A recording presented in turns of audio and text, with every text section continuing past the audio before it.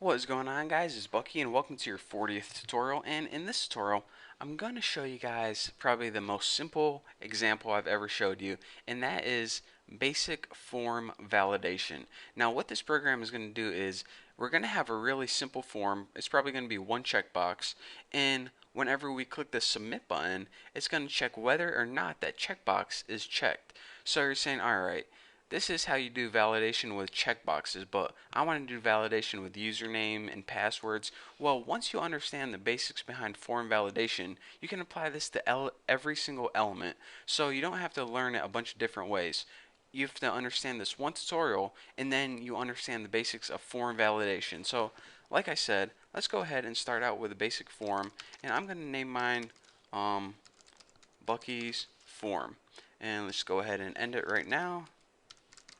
And like I said, we can have a bunch of different elements in here, but for the sake of this tutorial, I'm just going to add one checkbox. So input type equals checkbox, and might as well give it a name. It'll make it easier. Just name it the box.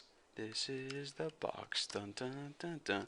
And now we need some kind of submit button, because whenever we're calling our function later on, and we needed some way to submit the form. That's basically all I'm saying. So input type equals button, and might as well give it a value of something like press me. That's the text that's going to appear on the button. And now let's go ahead and use our on click attribute, and remember, whatever code we type in here, like validator, this is the JavaScript function that's going to be called whenever we click our button. So let's go ahead and save this and run and launch in Chrome what we got now. So whenever we click our button, nothing happens because we didn't type any JavaScript yet. But whenever we create our validator function, we're going to create our validator function to check whether or not this checkbox is checked. So right now it doesn't do anything, but we're going to change that right now. So I'm going to go ahead, and since this is just a function, I'm going to go ahead and add it in the head of my website. Why not? I like to add all my functions there. So again, this is named validator, so that's what we need to call our function.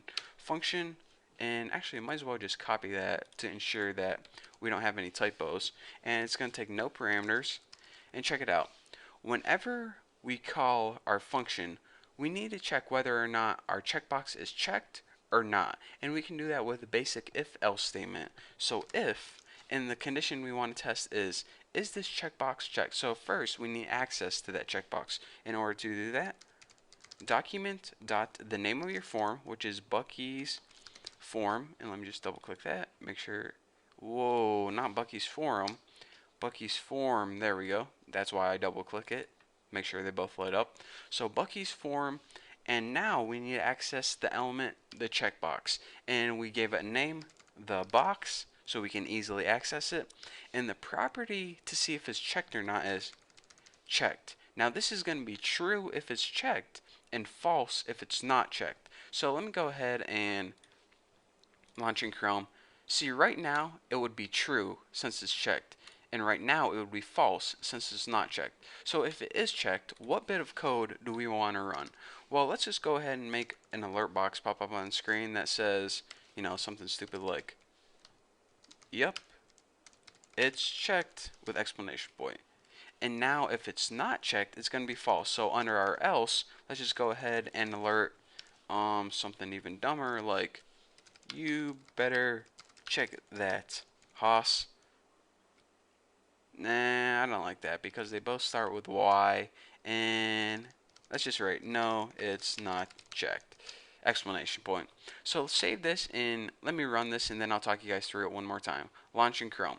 So let's go ahead and check it and press it, and it says yes, it's checked. Cool enough. Now let's go ahead and uncheck it, press it again, and it says no, it's not checked. Okay, pretty cool. It's working perfectly. So basically here is what we did. We went ahead and we created a form called Bucky's form, and we added a checkbox to it. And whenever we click the button, we told JavaScript to call this validator function.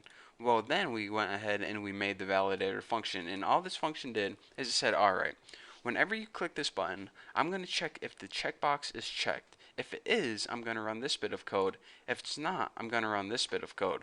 So that's why whenever you ran it and it was checked, it says, yes, it's checked. and whenever it was unchecked, it said no, it's not checked. Pretty cool, huh? So that is the basics of form validation. Again, we only have one other element besides the button on this form, but what people typically do is they make a function to validate all their data. And again, like you see, we validated one piece of data right here, but then you might have another piece of code that says validate another checkbox or validate a text box or a password field. So with that being said, this is how we use a bunch of different, or excuse me, this is the basics of form validation and how to create a function to validate all the data in your form. So that's all I have for you guys in this tutorial. Again, pretty clear and simple, the basics of form validation. You pretty much make your form, use a function to validate the data by accessing each element in the form. Simple enough.